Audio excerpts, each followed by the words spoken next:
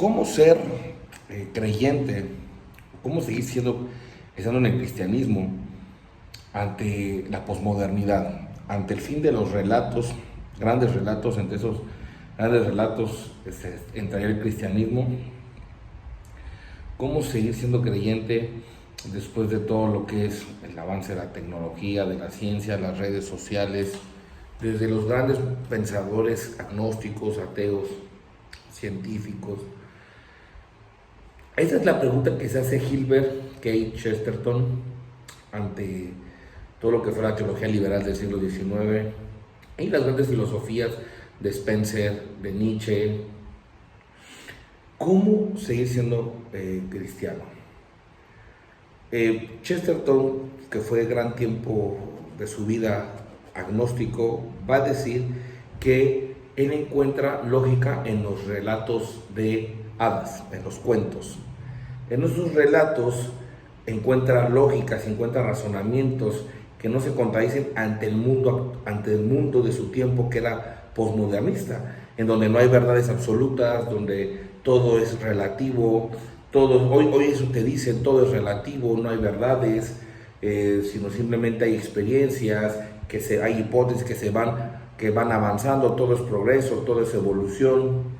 Entonces, ante esto, Chesterton va a decir que el ser humano necesita creencias y necesita pensamientos objetivos para poder desarrollarse. Y eso lo va a llevar a través de las paradojas. Él va a entender que el único pensamiento que logra juntar las paradojas y aplicarlas en un modelo de vida es el cristianismo.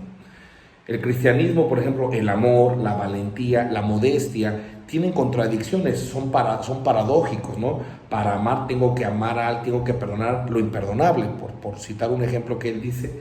Entonces es muy complicado porque en esas paradojas el cristianismo se fortalece, le da fuerza al ser humano. Y Chesterton va a llegar y va a decir que hoy esas voluntades, si va muy fuerte contra las filosofías de Nietzsche y de Bernard Shaw, va a decir, por ejemplo, que idolatrar la voluntad es negar la voluntad. A través de varias paradojas va a ir refutando el pensamiento panteísta, el pensamiento arriano, el pensamiento agnóstico, el pensamiento ateo, y va a explicar que el cristianismo, desde la tradición, que dice que la tradición es la democracia de los muertos, el ser humano tiene algo sólido para poder solventar su vida, que no puede ser toda la felicidad lo que marca el cristianismo, sino las paradojas. Esas paradojas que tiene la fe cristiana es lo que hace que el hombre tenga esa certeza, esa ortodoxia. Y para eso cito un ejemplo. La Biblia dice que Dios no puede ser tentado. Bueno, Chesterton en el capítulo 7, Ortodoxia es un libro de 8 capítulos, en el 7 dice que Dios se tienta a sí mismo en Getsemaní. Y en la cruz, cuando Jesús dice, Elí, Elí, lama sabactani, ¿por qué me has abandonado, Dios mío? Ahí Dios abandonó a sí mismo. Entonces dice Chesterton algo muy fuerte. Dice que ahí Dios, al parecer, por un instante se hizo ateo. En ese negarse de Dios, en ese parecer que Dios se hace ateo, ahí es donde nos da vida. En esa paradoja, en esas dudas, en ese protoateísmo que todos los creyentes que han leído la Biblia caen tarde o temprano, no ateísmo, no un protoateísmo, ahí podemos entender, podemos conocer la alegría de Dios, ahí puede venir el consuelo de Dios. Chesterton explica que Jesús siempre tuvo una vida de grandes paradojas, pero que aprende que ahí puede ser la alegría. En esa duda, en la ortodoxia sería convertir la herejía en la verdad.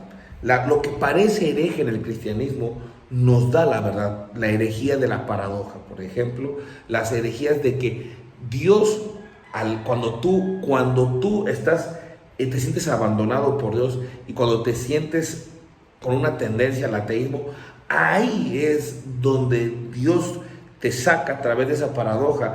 Tú entiendes que necesitas a Dios, necesitas la moralidad y necesitas lo concreto para poder llevar una fe de vida, ¿verdad? Entiende que la religión te da la primera moralidad, que entiende que el fin de la biología es la religión.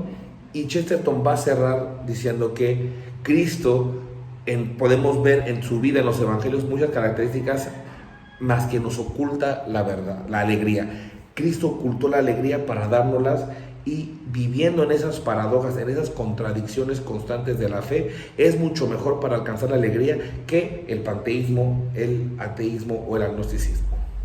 Os recomiendo, y es mucho más edificante leer a Chesterton que al mismo Pablo.